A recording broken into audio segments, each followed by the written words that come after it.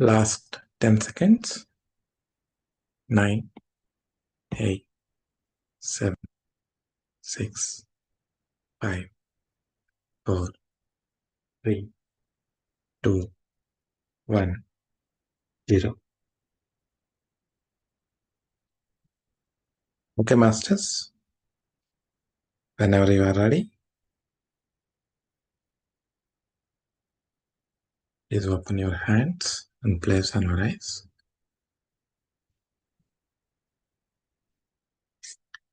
Thank you all, masters, for this beautiful meditation. Let us start our session.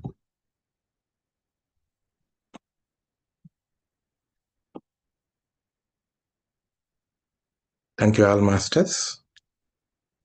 Thanks to our Guru, Brahmarshi Mahabharata. Thanks to our Guru, Master Tarkam Saradarian. Thanks to all the masters, whoever is helping us with all the wisdom. And thanks to all the masters, whoever is joining us to all these sessions. So welcome to day 7 of Karma Consciousness Season 2. Let us understand more on karma today. Let me share my screen.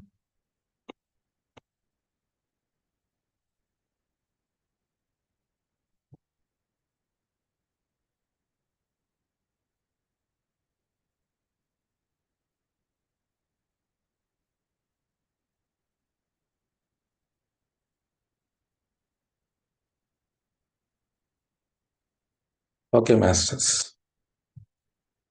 So, how many types of karma we are having? So, what is the shared karma? So, we all, maybe some of you might be aware. So, we have 3 different types of karma, right? Sanchita karma, Prarabdha karma, Agami karma.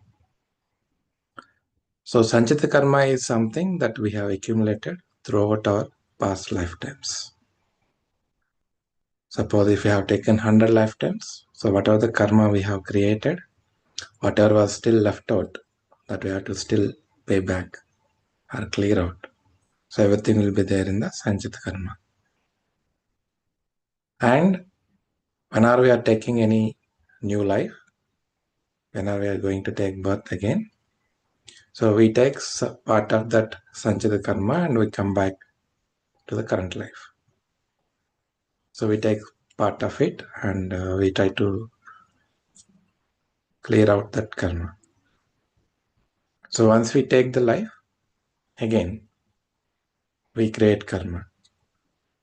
So whether we do anything, whether we don't do anything, we create karma each and every moment, right? So in this lifetime also, along with that past karma, we will be creating some more karma. So whatever we are going to create now is going to be Agami karma. Again, that will be added back to Sanchit karma once we leave the body here.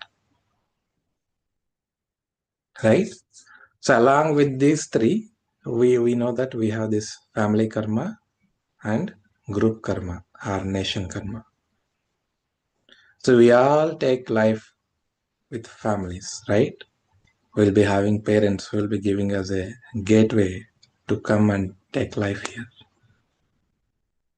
So we all have to be grateful for all of our parents, masters. If they are not there, we can't take birth here at all. So they are the source for us. So if nobody is willing to bear, we will not be able to come here, right? So they are the gateway for us here. So we create a family karma also, because when we take birth in a family, so we all again as a family, we share karma, certain karma. And same as well, group karma will be there. So as a group, we'll be creating some karma for the society, for the nation, or for the world. So you can see so many organizations, so many great groups who are doing great services, right? So all the like-minded people, they come together and they do something for the benefit of others. So that is what group karma. Coming to this one, so we know that we have this personal karma. We think that my karma, family karma, group karma, like that, right? Whereas for an enlightened being, for an enlightened person, there is no his karma or my karma. Because the enlightened beings, they become oneness beings. Once a person is enlightened, they will not see themselves separate from the whole existence. They won't judge anymore. They evolve to the highest levels and they are ready to perceive things as a whole, as oneness. So once a person is attained that level of awareness, that much level of consciousness, they become enlightened. So once they become enlightened, they don't separate themselves. They see everything is part of them and they are in everyone as well. So for them, there is no my karma, his karma, all those things. They see one karma. It is the whole. So from then onward, they start working for the whole existence, the well-being of the whole planet, whole existence. So that's why it is one karma for them. There is no separate karma for them. They always strive, once they enlighten, all the yogis, all the gurus, all the higher being masters, they all work for the well-being of the whole. They don't work for themselves anymore. They crossed all that stage. So that's the difference, masters. For an enlightened being, for a yogi, for a gurus, they don't think about themselves. They think about whole. And they do things for the whole. Whether we understand or not, that is their job now. And we share karma of others, every human being. So we all share karma, masters. So how we are sharing karmas? How can be my karma be shared by other people? Or how other people's karma can be shared by me? So that's where all our attachments comes into picture. When we have an attachment with somebody, so those keep sharing their karma, good or bad, wrong or right, whatever it might be. Because of the attachment, you establish a connection between you and the other person. We already discussed about this, right? Whenever we are hating somebody, whenever we are angry with someone, whenever we are jealous with someone. So we create a bonding between us and themselves. So invisible connection will be established because now we are giving attention to something. So we attract that into our lives. So there will be a connection will be established between us and them. So that's why if you see, if you are hating the other person, if you are very angry with other person, if you are jealous about other persons, so you can see slowly you are becoming like them.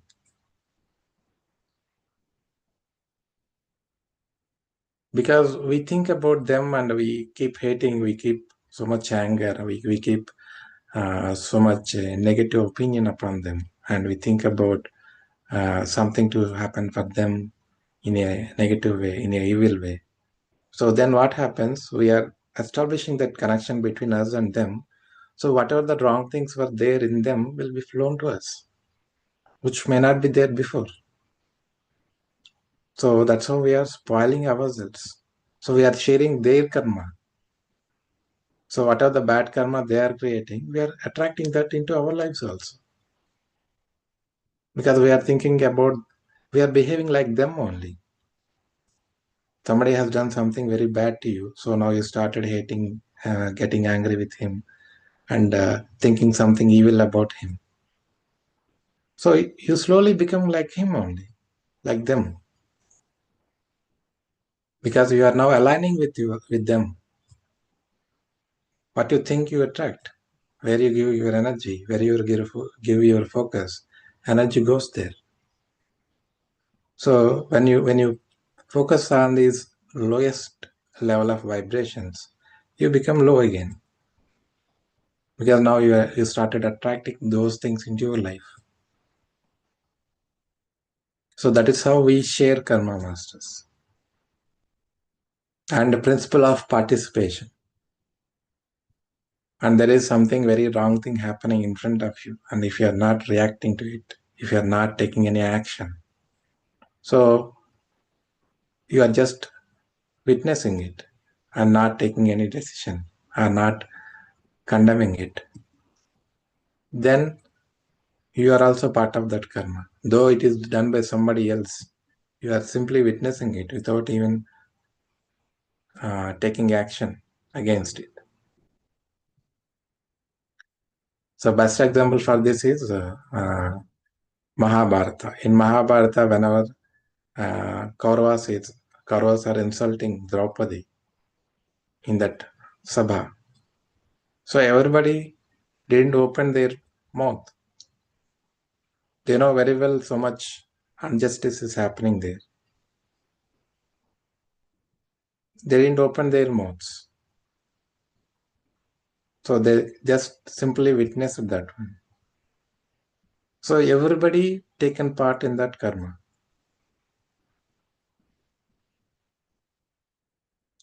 And some, because of our past life imprints, we will be sharing karmas. So each and every action in our lives, depending upon what kind of actions, what kind of vices, or what kind of feelings, what kind of emotions, what kind of anger, hatredness, all the characteristics, whatever we are carrying, depending upon them, we are sharing the karma of others also, knowingly or unknowingly.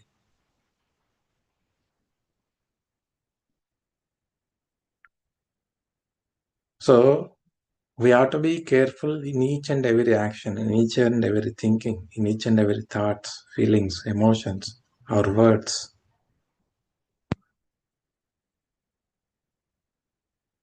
So when we do rightful things, it will inspire others, and they also start doing something great in their lives, which will benefit for everyone, all humanity, or the society around you. When we do wrongful things, we are creating so much misery. And somebody might be attracted to that action, and they also start doing the same thing.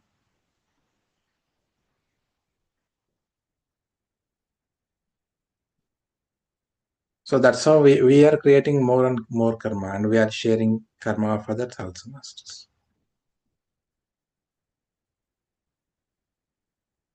And as a society, as a nation, we all have a collective karma also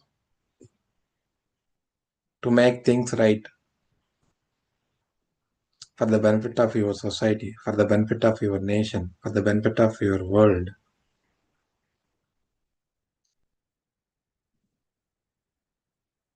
Because we are all sharing this world, we are all sharing this society and this nation,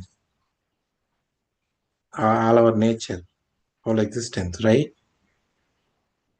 So one or the other way, we are getting impacted, and we are impacting others also. So make sure that we are causing a right impact.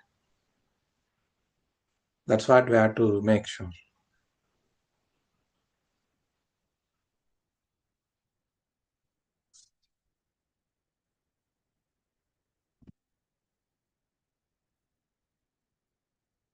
So Master is telling, this teaches us that we must gain control over all our actions to minimize the karma of the world and increase cooperation, goodwill, right human relations, and unity. So Here, master is using the word control, but I would say instead of control, we need to master our actions, master our thoughts, master our feelings, master our emotions. Because control is something that when we have the power, when we have the strength, we'll be able to control others, control things. But every time we will not be in a strong position. Every time we will not be in a greater position to control things. We become weak. Suppose you are a prime minister of a nation. So everything will be under your control. But once you out of that position, nobody will start giving the same kind of respect, right? So positions keep changing. So control is not something that we should be aiming or gaining for. So control is basically, as per my understanding, control is when you have a position, you will be able to control. When you have a strength, you will be able to control. But once you lost the position, once you lost your strength, you become weak definitely one day. You will become out of your position one day. That is not permanent. So when you lost control, then how you'll be able to gain mastery over it? So that's why it is important. We have to master things, not just taking control. We have to master our mind. We have to master our thoughts. We have to master our feelings, emotions. When you become a master of your mind, it becomes obedient to you. So it doesn't matter whether you are in a highest position, whether you are in a lowest position. It will be your servant. It will be your obedient student. A master is a master always. Doesn't matter whether he has a position or whether he don't have a position. Right? So that's what, because Patrisa never used the word control. He never used the word controlling. He everywhere, every time suggested to be a master, master of everything, be a master of your life. So we have to master everything. Whatever we are doing, whatever we are thinking, whatever we are learning, master your feelings, master your mind, master your emotions. That is what is important, masters.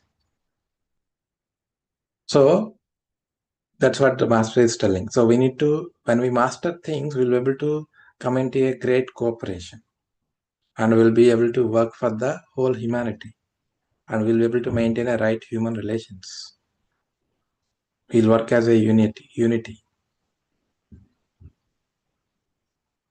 And it is important that we impress these ideas upon our children. So that because they are the future, right? So our children are the future. So we have to impress these ideas. We have to bring these ideas to children, to schools, so that children will be able to learn things from their early age. Because that is the age they keep learning things and they become very strong. They become rooted in them. So whatever we are learning during our childhood, during our learning phase, those become very strong. So that's why we are feeling so much difficulty once we grow up to certain stage and once we realize that something is not right.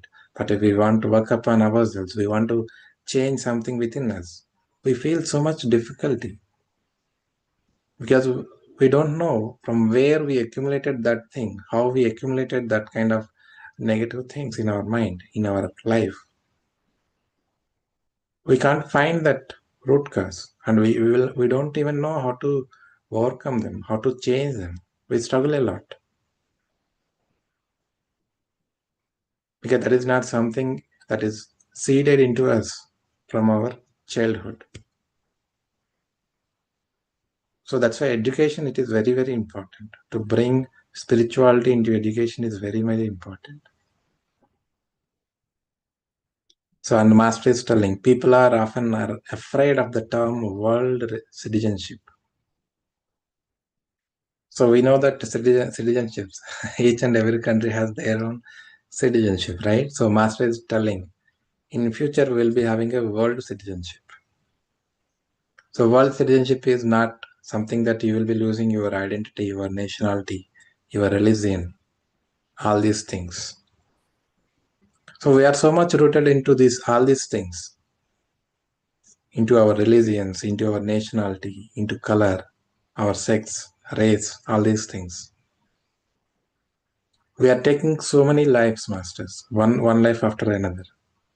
So in one life we may be in India, in another life we may be in somewhere Japan, in another life we may be in somewhere else. And we all take different lives with different experiences. So this right human relationship is the cure for most of our pain and suffering and problems. So we're all suffering because of lack of understanding, lack of this righteous relationships, righteous understandings, how to treat our fellow human beings. We don't even know how to treat our fellow human beings, how we can treat well about the animal beings, right? That's why we are in this pathetic situation today, that so much of world is killing and eating animals, because we are not even able to understand righteous human relationships. So how we can understand what is our relationship with the animal beings, how we can understand the importance of animal beings, and how much harmonious we have to be with that animal beings or with the whole nature around us. So that's why we are creating so much chaos, so much mess, and so much karma.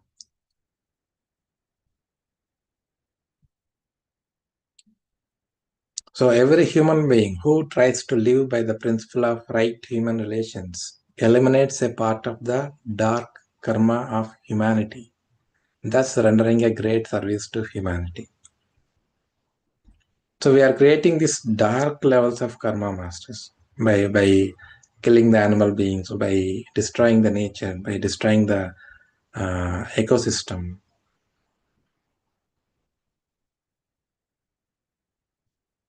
So when we evolve, when we raise our awareness, vibrations, consciousness, we become aware. We will be able to understand what is the righteous way of living.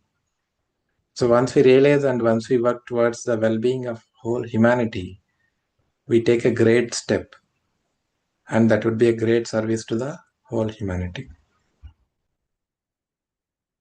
So this is what we are all here for, actually. Yeah, so the science of human relations will be a science that eventually will reveal not only the unity of mankind, but also the purpose of life on this planet. So we're all here actually to live in the unity, but we are fighting with each other. We are nowhere else. We are nowhere near to that. We are causing so much damage, so much destruction. So we are far away to understand the purpose of life.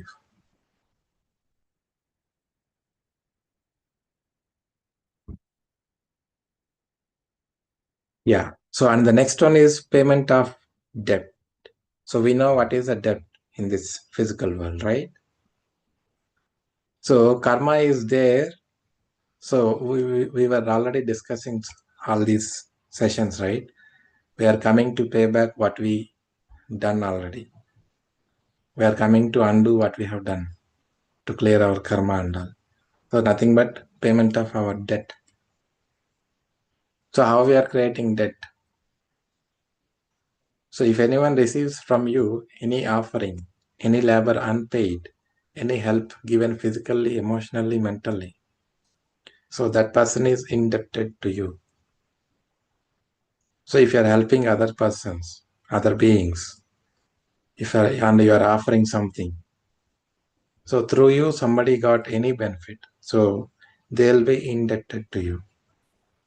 Similarly, if anyone is harming you physically, emotionally, or mentally, or slandering you, are limiting your spiritual progress in one or the other way, embracing you, humiliating you, insulting you, causing trouble. So whatever way they are creating trouble to you, they are indebted to you.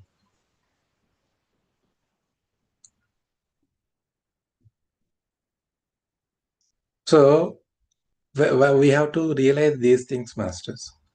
So are we getting any help from others? So we are indebted to you, somebody else. If somebody is helping me, I am in debt actually. Similarly, if I am scolding someone, if I am treating other persons badly, then I am in debt. So I have to come back and pay back that. So those who receive advice, wisdom, encouragement, upliftment, direction, healing, protection. So all these we are indebted to them. Equally, those who harmed you, slandered you, deceive you will be indebted. So we all have to realize these things, masters. So whenever we are getting any help, we have to remember that we are in debt and we need to pay back in one or the other way. So don't think that to the same person we have to do that, masters. If you are getting help from somebody, when you know in future somebody else needs some kind of help and you are in a position to do it, you should be able to do it immediately. So that's what paying back. It's not that paying to the same person. So that's what we do here, right? When we take money, we think that we have to give it back.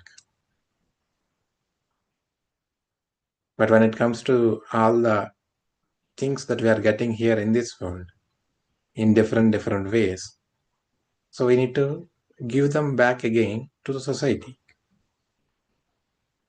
to anyone. It's not that to the person, to the being, human being. It can be to nature. So whatever you are getting, you can give to nature. Somebody is helping you with some money, with a donation. You can pay back by helping the nature, build a nature, like cleaning some part of the society.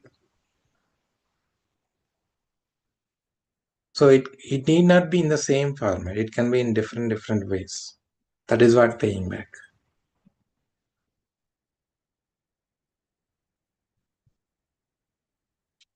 And our greatest helpers in this life are those who hurt us in the past, are those who are indebted to us for our past service.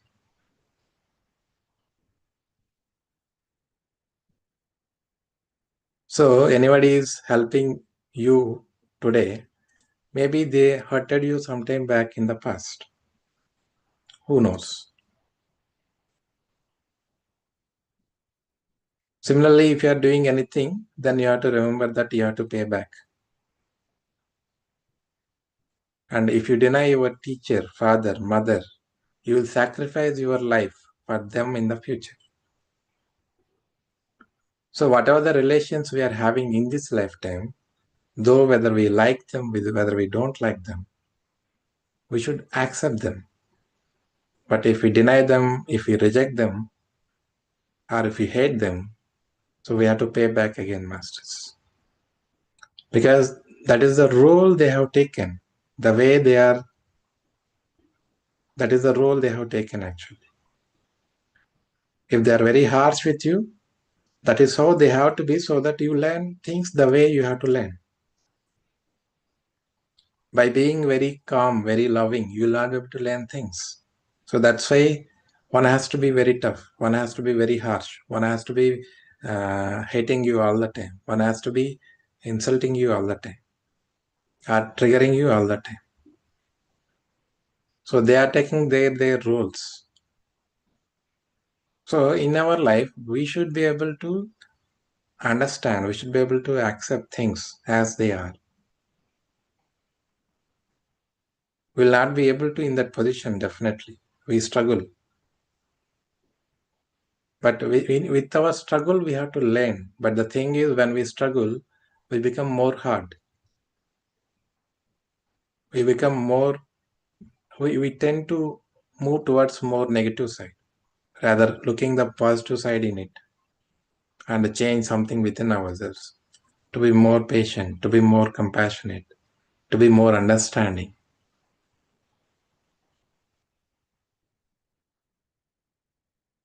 So each and everyone is there to help us only, masters. We need to understand that thing. So if we keep fighting with our life, if we keep rejecting, if we keep resisting life, we will not progress. We are creating more karma and we create more mess in our lives. And one of the laws that is not discussed in books is the law of recognition. So people subtly are hit by this law when they refuse to recognize the beauty in others, the service of others. And urged by their self-interest and stupidity, they refuse to recognize and appreciate those who help them. Suppose you are getting help from somebody else, or somebody is doing a great service. We should be in a position to appreciate them. But for our own self-interest, if you are not appreciating them, so if you appreciate, everybody treats only them as a great person, nobody will recognize me. Or if you appreciate them, they will get the credit. I should take the credit of whatever the things they have done. So I should not appreciate them.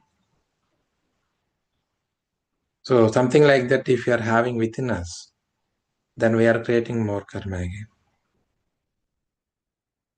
So appreciation is also one of the great thing, masters. So we know about gratefulness, right? Similarly, recognition is also one of the aspects we need to learn. And it is a great transgression to have a light around you and deny it. So you have so much wonderful opportunities. We have so much light in our life, so much happiest things, but still you deny it. Then we are creating karma again. It is a great crime to have a beauty around you and slander it.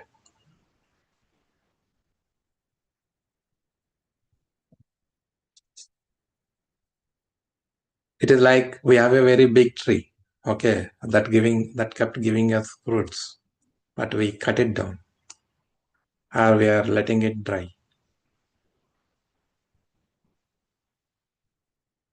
So something is there, very beautiful thing. We have to nourish it. We know something is good within us. We have to nourish that. Instead of nourishing it, we have to, if we are doing the opposite, then we are acting against us.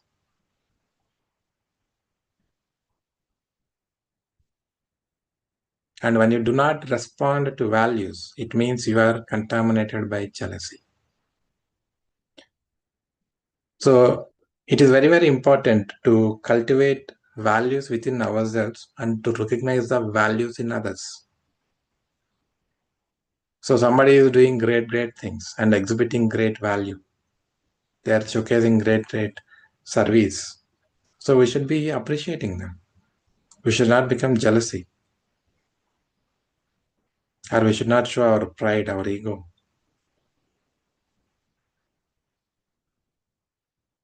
That's what usually happens with us. Sometimes we become very jealousy, uh, very much pride we'll be having, very much egoistic. We try to belittle them, or we want to ill-treat them. We want to insult them. If somebody is happy, we don't feel like being happy. How come that person is very happy? How come that person is very joy? I'm struggling so much in my life. How the other person is very happy, very joyful. I should do something. So this kind of attitude some of us can have. right? So when we realize these kind of things we are having, we have to work upon themselves. We have to go inner and transform ourselves. When we appreciate the beauty in others, when we appreciate the others' great things, automatically it becomes our quality over a period of time. Because like attracts like. When you start giving your attention to something beautiful, something wonderful, something joyful, something blissful, something kindful, something peaceful, you attract those in your life. You become more peaceful, you become more joyful, you become more happiest person. So by appreciating others, by helping others, by giving to others, we don't lose actually, we gain more masters. So we don't have this righteous understanding. We think that if we appreciate that person will get the credit. Nobody will recognize me. So that's a very wrong perception we are all having actually. So we should appreciate each and everything so that we become that great things. When you start giving, you get more things in your life. So whatever you want in your life, you start giving. You need peace, then give peace to others. In each and every relationship, whatever you are having, give peaceful situations, peaceful experiences to each and everyone. You want happiness, give happiness to each and everyone around you. You want money, give money to each and everyone, whatever you have. Do some great services. So you'll reap them in the future. It's not that something that comes to you immediately. Even if we sow the seed today, it takes some time to grow as a tree and give you fruits. So each and every aspect works in that way only, masters. Nothing is instantaneous. We grow when we give things. So when we give, we are attracting those things. By giving, we don't lose it. We think that if I give, I lose something. If I give money, I won't be having anything.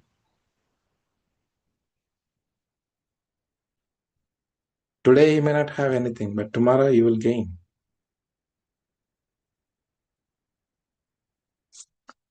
So envy of the value of others turns you against them. So automatically, when we are rejecting somebody and we are jealousy about others, we don't like them and we turn against them only, right? They become our enemies, our opposite. So in one way, we are acting against ourselves.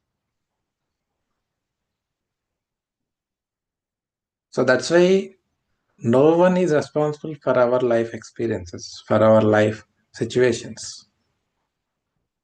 So each and everything we are only creating with our stupidity, with our jealousy, with our pride, with our ego, because we are rooted into them so much. So when we are clinging to negative values, negative things in our life will become very misery only, right? We become very uh, low level people only, and we exhibit them only, definitely. So denying the values of others is a denial of the source of life within you. So everybody has this source of life. We're all from the same source. So if we are denying others, is denying ourselves. Because each and everyone, whatever way they are giving us experiences, they are all there for our highest benefit only. So because we don't understand things properly, we start denying, we start resisting, we start not accepting things, and also we go through so much in our lives. So we have to self-introspect ourselves. What is there within us, first of all? If I am miserable, my life will be miserable.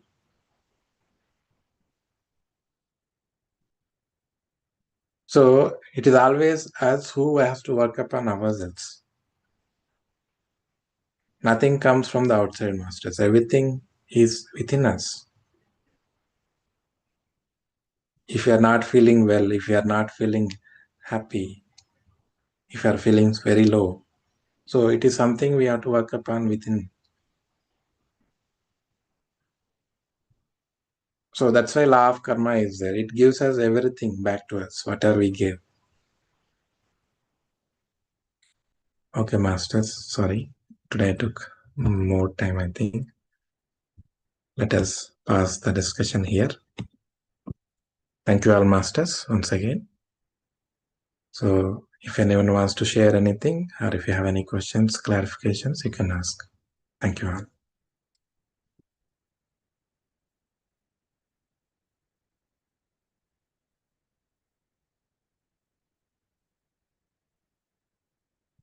Thank you, masters, for your messages.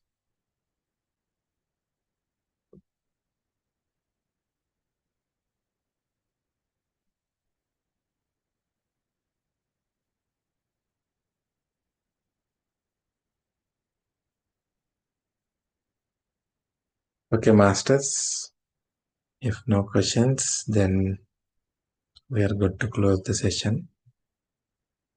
Thank you all very much. Thank you all, masters. And yeah. Thank you, Daksha madam. Daily you are posting wonderful messages.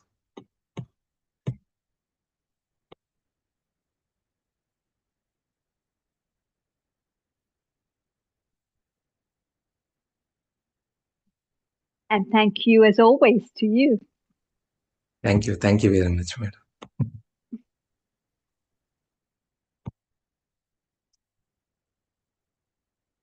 Okay, masters. Thank you all once again. Yeah. Just wanted to say, what a coincidence, because I was watching Mahabharata today, and Bhishma Pitama is being told off by... Madam, can you turn on your camera, please? Oh, yeah, definitely. Namaste ji. Namaste. Yeah. I was watching Mahabharata. It's the only thing I like to watch. And Bhishma Pitama was being told off in Kurukshetra by Krishna. And one of the things he does mention that he was an onlooker, but didn't do anything at all. So one of the reasons he's going to suffer is because he didn't speak up Exactly. when he was supposed to do that. And that he didn't make many nirnai. Nirnai means decisions. He stuck to a wrong pratigna. You know what I mean? Yeah. Yeah. So, and that it should have been changed, because life is about changing, not sticking to the same thing. The whole, it's a cycle in a way, just like the seasons is a cycle, life is a cycle. So things move. We just shouldn't become too cementy. You know what I'm saying? Too stuck in our thoughts. We have to move onwards and sort of learn new things all the time, and change our thought pattern if it requires. So doing with the changing times and changing situations, if you have to change if you have to break our promise or voice anything, we have to do right. You have for to the righteousness. That's right. Yeah. Because he is such a great warrior. He can do things with a single hand, and he has that capability. Yes. Despite of all that, he just stood by his own promise he has given That's some time it. back. That's But right. the situation is more demanding. That's right. So that's what he points out. that's The what he, situation changed so yeah, much, and you should have changed with it. But he stuck to his promise. And so, but I know people say Bhishma Pitama promise, like Bhishma Pitama, but you shouldn't really stick to it. You have to go yeah. according to the circumstances. Yeah, you have to change yourself.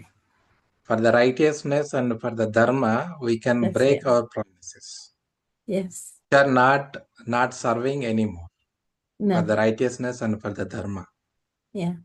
Yeah. See, So he's that's a taking. wonderful message given by Krishna, Yeah. Sri Krishna Master. Yeah. Yeah, it's absolutely brilliant. When you watch Mahabharata, it resonates so much with what we are doing here as well. Exactly. And it was a coincidence to say today that you mentioned him, and there it was that I saw it. Thank you very much. Thank you so much. Dhanyavad. Dhanyavad. Namaste. Namaste. Shubhratri. Shubharatri.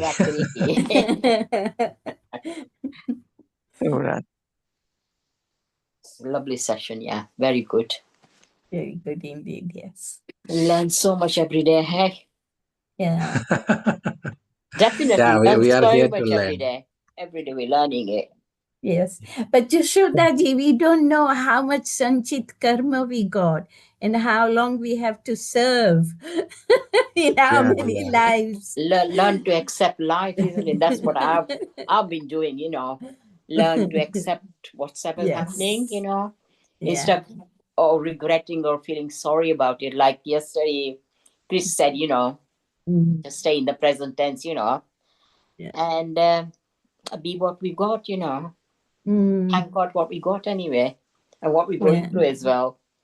Yeah, there's lots of pain and struggling in life, but I've learned to accept it.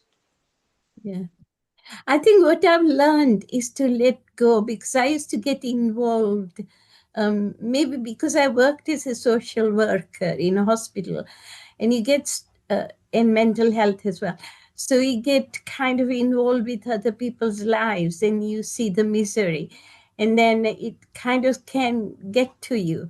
But now I've learned to let go of it and just think that it's their karma, it's not mine, really. But I think I was taking on myself a lot. So I'm letting go quite a lot now. I think when you work in that sort of an environment, it is very difficult. Very difficult. Yeah. It's a daily routine for you to go there and see other people how they are, you know. Yes. Well, obviously. Never mind. We're learning everything every day as we go along. Thank you, Chris. Very much, madam. Yeah. Thank you so much. See you tomorrow then, yeah? Yes. See you all tomorrow. Thank you all, masters, and Good night. happy night, all of you, and Bharatri. Shubhratri. Bharatri. Shubhratri.